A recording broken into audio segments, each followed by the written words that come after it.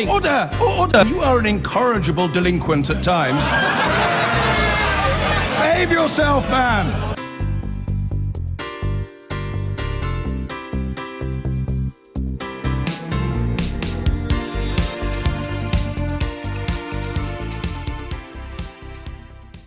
First of all today, the Chancellor Philip Hammond says the UK will strike back if it comes under cyber attack, as he details the government's new cyber defence strategy.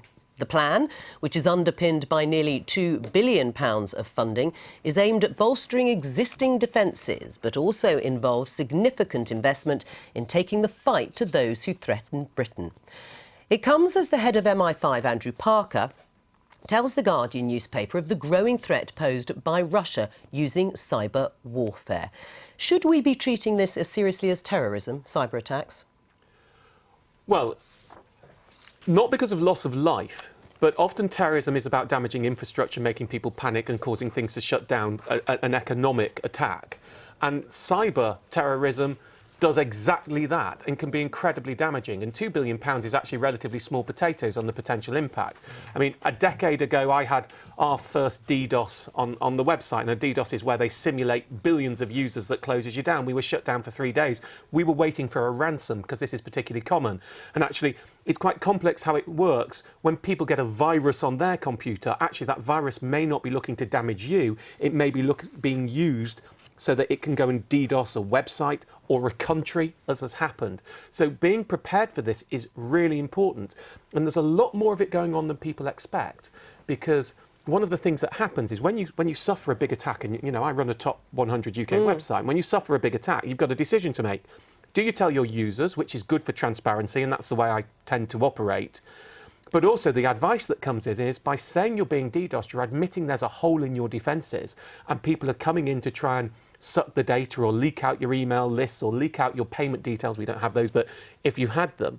And actually trying to keep it quiet can be damage prevention. So it's there's a lot of these things go on in the background that people never hear about. So you think it is much more widespread because, of course, the head of TalkTalk was actually, her sort of admittance that it had happened to her was welcomed. But she came quite late when she did that, and I think she got caught between a rock and a hard place. She wasn't early enough to appease the public, and she was a bit too late but she still got in time when the problems were going on. Look, this is really big and is going to continue. And I think this isn't just about terrorism.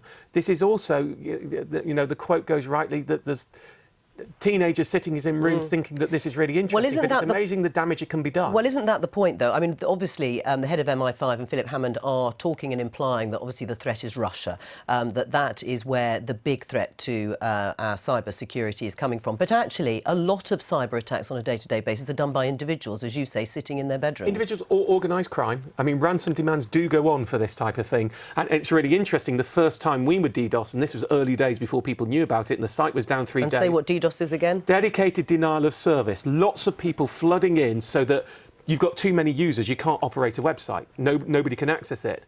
And we then had to go and, you know, you end up going and paying large amounts of money for a firm who will filter your traffic. Thankfully, we've got better defences these days. That's not a challenge to anybody watching. Please don't do it. We're a consumer service website. We don't want it. But the truth is there isn't that much you can do unless your national infrastructure works. So to protect our economy and to protect our big institutions of state and to protect our military, you actually do need people who are good at this. And when it happens to you, as has happened to me, frankly, the institutions were useless. And the police were useless at it. It was beyond them, and they didn't have the resources in place. So it does need to be looked at seriously, in my view. Well, £1.9 billion is being dedicated to it. We'll see if that actually is enough or a drop in the ocean.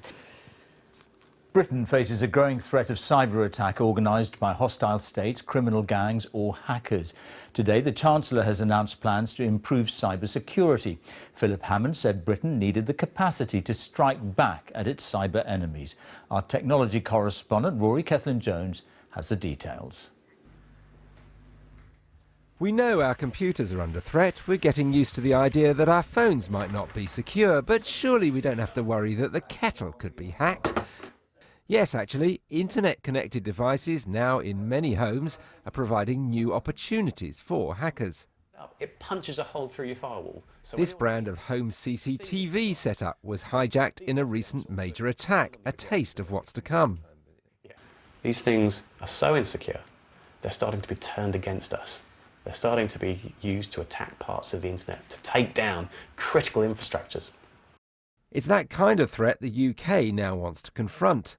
The government's new cybersecurity strategy includes more money for law enforcement efforts to combat cybercrime, automated systems to stop spam and malicious software, and a promise to strike back against state-sponsored attacks from countries like Russia and China.